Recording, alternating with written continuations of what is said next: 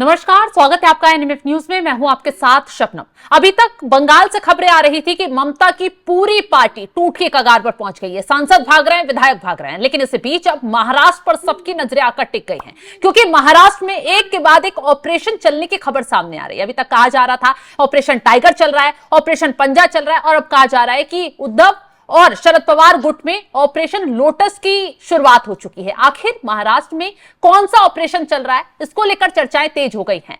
खबर है कि उद्धव ठाकरे के कई सांसद टूटकर शिंदे गुट में जा सकते हैं। शरद पवार की पार्टी का विलय कांग्रेस में हो सकता है। इसको लेकर बीजेपी की तरफ से तंज भी कसा जा रहा है।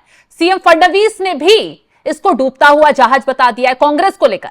तो इसी पर आज चर्चा करेंगे। चर्चा के लिए मेरे साथ वरिष्ठ पत्रकार पंकज प्रसून जी जुड़े हुए हैं। सर, आखिर महाराष्ट्र में ऑपरेशन कौन सा चल रहा है? एक तरफ ऑपरेशन पंजे की बात हो रही है, एक तरफ टाइगर की बात हो रही है, अब ऑपरेशन लोटस की चर्चाएं तेज होने लगी हैं। कहा जा रहा है उद्धव गुट टूटेगा, और दूसरी तरफ शरद पवार की पार्टी के कांग्रेस में विलय की बात सामने आ रही है। तमाम बयान सामने आ रहे हैं। आखिर चल क्या रहा है महाराष्ट्र में? सबसे पहले आज की बात कर लेते हैं। अभी जिस वक्त हम वीडियो रिकॉर्ड कर रहे हैं, तो उद्धव ठाकरे ने अपने सभी सांसदों को बुलाया हुआ है बैठक के लिए, इमरजेंसी बैठक। और ये बैठक क्यों बुलाई है? क्योंकि आज से 2 दिन पहले उद्धव गुट के 3 सांसद दिल्ली पहुंचे और उन्होंने किसी से मुलाकात की, और फिर 2 और सांसद जो कि उस वक्त महाराष्ट्र में थे, उनसे फोन पे बात की गई। तो 5 का कंफर्म है कि ये टूट के जा रहे हैं। बाकी चर्चा 2 के बारे में और है कि वो दोनों भी आ सकते हैं। सिर्फ एक अरविंद सावंत और एक और, ये दोनों को छोड़ के कहा जा रहा है कि बाकी सभी चले जाएंगे उद्धव की पार्टी से। उद्धव के पास बचेगा कौन फिर? अपने उद्धव और उनका बेटा, ये दोनों बच जाएंगे, और एक संजय राउत भी बचेंगे। हाँ, मीडिया में बोलने के लिए एक आदमी चाहिए ना। 3 लोगों से पार्टी तो ये 3, अब चले ना चले उद्धव का टेंशन है, तो मैं अपनी कहानी बता रहा हूं। तो यहां पर जब हुआ, तो इसके बाद उन्होंने इमरजेंसी बैठक बुलाई। जिस वक्त हम ये वीडियो रिकॉर्ड कर रहे हैं, 12 बजे के आसपास ये बैठक शुरू हो गई है। ये तो हो गया उद्धव का हाल। दूसरा, शरद पवार का हाल। शरद पवार की पार्टी, शरद पवार देखिए बुजुर्ग हो गए, उनके पास एक ऑफर दिया गया कि आप कांग्रेस में विलय कर लो अपनी पार्टी का। ऐसे भी तो कुछ बचा नहीं। अजीत पवार के जाने के बाद, उनके निधन के बाद भी सुनेता ताई पवार ने पार्टी को संभाल रखा है। जब तक सत्ता में है ये पार्टी रहेगी। तो ये कांग्रेस की तरफ से ऑफर था शरद पवार को कि आप हमारे में विलय कर लो। शरद पवार ने इसको मना कर दिया। मना इसलिए कर दिया क्योंकि कांग्रेस चाहती थी कि विलय तो करो ही, साथ में शरद पवार ने जितनी प्रॉपर्टी बनाई है उसका भी विलय कर लो कांग्रेस में, जहां पे आपके दफ्तर हैं वो सारी प्रॉपर्टी। शरद पवार पार्टी के विलय के लिए तो एक बार मान भी जाते, पर प्रॉपर्टी नहीं छोड़ने वाले। तो वो हो गया कहानी। अब नई खबर यह है कि जो शरद पवार गुट के 5 सांसद सत्ता पक्ष के कांटेक्ट में, और यहां पे वो बीजेपी के कांटेक्ट में है। उद्धव ठाकरे वाले एकनाथ शिंदे के कांटेक्ट में, और शरद पवार वाले 5 सांसद बीजेपी के संपर्क में। तो मोरल ऑफ द स्टोरी ये है कि अगले सत्र से पहले कम से कम 5 सांसद उद्धव ठाकरे के और 5 सांसद शरद पवार के एक बार फिर से पाला बदलेंगे, और एनडीए के खाते में 10 सांसद और ऐड हो जाएंगे। जब 2024 का इलेक्शन हुआ था, तो बीजेपी को आई थी 244 सीटें। बहुत मजाक बना था, और मीडिया ने ये कहा था कि लगता है कि मोदी का क्रेज कम हो रहा है।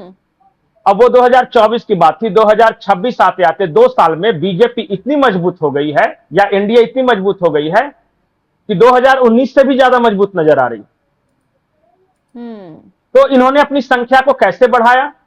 ममता बनर्जी टूट गई, डीएमके अलग हो गया उनसे, शिवसेना टूट गया, शरद पवार की पार्टी टूट गई, दोबारा शिवसेना टूटने के कगार पे है, दोबारा शरद पवार की पार्टी टूटने के कगार पे है।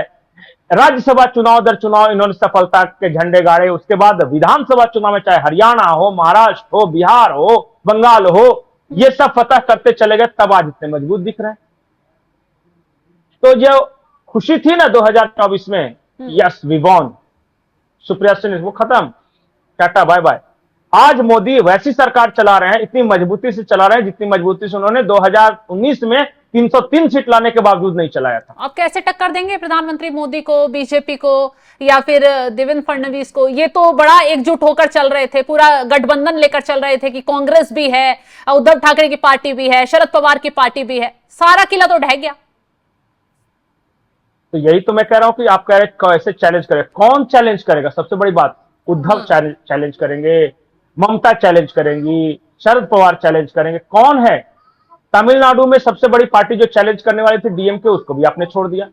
डीएमके के 21 सांसद हैं, 21 सांसद चले गए, यूं लूज कर दिया, जाओ कोई नहीं। यहां एक एक सांसद के लिए लोग जूझते हैं और वहां 20-20, 21-21 सांसद जा रहे हैं, 5-5 सांसद जा रहे हैं, 10-10 सांसद जा रहे हैं, कोई परवाह नहीं, सब मगन है। तो आने वाले राहुल गांधी कहते हैं बिल्कुल खत्म हो जाएगा फिर? नहीं, विपक्ष खत्म कभी नहीं होगा। देखिए, मैं इतना मान के चलता हूं, जो जनता के लिए लड़ेगा वो हमेशा सरवाइव करेगा।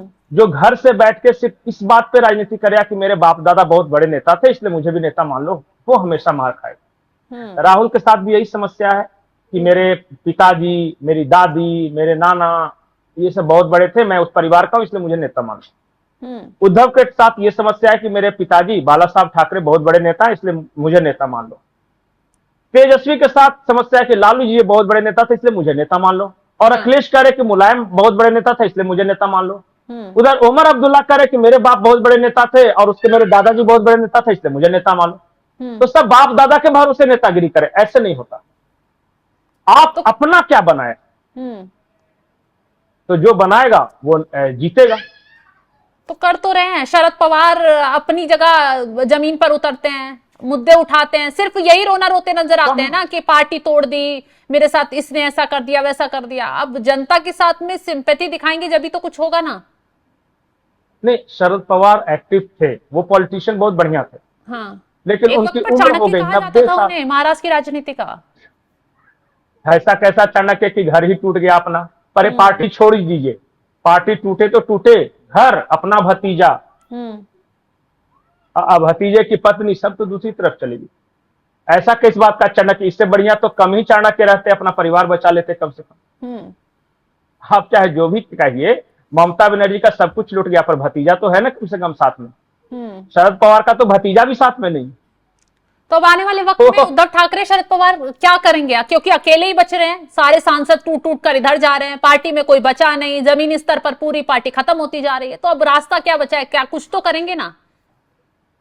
महाराष्ट्र में मैं जो देख पा रहा हूं, कांग्रेस और बीजेपी के बीच में मुख्य मुकाबला, मतलब बीजेपी इधर एनडीए रहेगी, चाहे एकनाथ शिंदे की पार्टी हो, अजीत पवार वाली हो, और बीजेपी रहेगी, और उधर से कांग्रेस रहेगा। यही लड़ाई होगी। बाकी इक्का दुक्का सीट पे कोई गठबंधन कर ले, उद्धव या शरद पवार, इनका जो औकात है उसी में गठबंधन करेंगे ना। अब आधी सीट तो मांग नहीं सकते, या सबसे ज्यादा सीट मुझे दे दो, ऐसा तो कह नहीं सकते। तो ऐसा ही चलेगा। मुझे लगता है कि नाना पटोले ने भी इस बात को एक कंफर्म किया है कि वो जो विलय वाला क्या मामला था, एक बार उनको सुना देते हैं। बिल्कुल, नाना पटोले क्या कुछ कह रहे हैं इस पूरे मामले को लेकर, एक बार सुनवाते हैं। एनसीपी का ऑलरेडी पहले ही प्रस्ताव था विलीन करना का, तो ऑलरेडी अभी सबको ये लगता है कि जिस तरह से केंद्र में बीजेपी की, नरेंद्र मोदी की सरकार ने संवैधानिक संस्था को खत्म करने का काम, संविधान को खत्म करने का काम और देश को बेचने का काम जो शुरू किया है, तो देश बचना चाहिए और कांग्रेस के साथ बच सकता है। ये भूमिका अब सब राज्यों की जो पार्टियां उनके समझ में आ गया है, और इसलिए ममता बनर्जी हो, शरद पवार जी हो, कई जो सेकुलर वोट की राजनीति करने वाले जो पक्ष है, वो सबको लगता है कि अब देश बचाने के लिए कांग्रेस के साथ आना चाहिए, और वो प्रक्रिया शुरू हो गई है। जी बिल्कुल, इशारे तो मिल रहे हैं चारों तरफ से। संजय राउत ने भी कहा, नाना पटोले का बयान सामने आया। हालांकि मुख्यमंत्री देवेंद्र फडणवीस ने इस पूरे मामले को लेकर चुटकी ली है, सीधे सीधे कह दिया है कि भाई डूबती हुई नैया के साथ आप जाओगे तो क्या ही होगा, और जिन पार्टियों का मेल नहीं है उन्हें विलय कराने की बात करोगे तो क्या होगा। इस तरीके की बातें कही गई है इन लोगों को लेकर। अच्छा, एक बात मैं बोलता हूँ कि कांग्रेस के साथ मान लिया विलय कर लिया, मान लिया, तो कांग्रेस मार कौन जीत रही है? मतलब हम भी हार रहे हैं और विलय भी कर लिया, कांग्रेस भी हार ही जाएगी। तो क्या पता तो अपनी संपत्ति क्यों दे भाई? क्योंकि दो दिग्गज पार्टियां मिलेंगी, एक शरद पवार एक दिग्गज नेता है, राहुल गांधी एक दिग्गज नेता है, मिलेंगे तो शायद जनता में थोड़ा मैसेज जाए। ऐसे भी तो साथ ही मिलकर लड़ रहे हैं ना। विलय करके लड़ो या साथ मिलकर लड़ो, बात तो वही है। बिल्कुल। तो अपना जो अस्तित्व है वो क्यों खत्म करे। हाँ, जीतती हुई पार्टी रहती, सरकार बनाए कंडीशन में रहती, तो जाने के बाद चलो भाई मंत्री पद मिले। अब ये हारे हुए, सही बात है, डूबते हुए नाव में चढ़ के भी क्या करेंगे। कांग्रेस तो खुद ही सिंकिंग शिप हो ही बैठी है, तो हारते हुए में कौन विलय करता है। खैर, जीता हुआ रहे तब विलय करे। बहुत बहुत शुक्रिया पंकज जी तमाम जानकारी देने के लिए आपका। तो महाराष्ट्र में आगे क्या कुछ खेला देखने के लिए मिलता है, देखना दिलचस्प होगा, क्योंकि एक तरफ उद्धव ठाकरे के खेमे में बेचैनी है, लगातार इमरजेंसी बैठकें बुला रहे हैं, सांसदों को इकट्ठा कर रहे हैं, नेताओं को बुला रहे हैं, बातचीत कर रहे हैं। अभी भी एक बैठक चल रही है जिस वक्त हम ये डिस्कशन कर रहे हैं। अब इसका नतीजा क्या कुछ होगा ये देखने वाली बात होगी, कितने उनके सांसद टूटकर इधर जाते हैं। और दूसरी तरफ शरद पवार भी फंसे हुए हैं, क्योंकि उनके सांसद भी पाला बदलने की तैयारी में लगे हुए हैं, बैठकें चल रही हैं। महाराष्ट्र में इस वक्त बहुत कुछ चल रहा है, एनडीए का खेमा लगातार भारी होता जा रहा है, क्योंकि इधर से सांसद टूटकर इधर ही की तरफ भाग रहे हैं। अब क्या कुछ अगली तस्वीर सामने आएगी ये देखने वाली बात होगी। फिलहाल इस खबर को लेकर आप क्या कुछ राय रखते हैं कमेंट बॉक्स पर जरूर बताइए।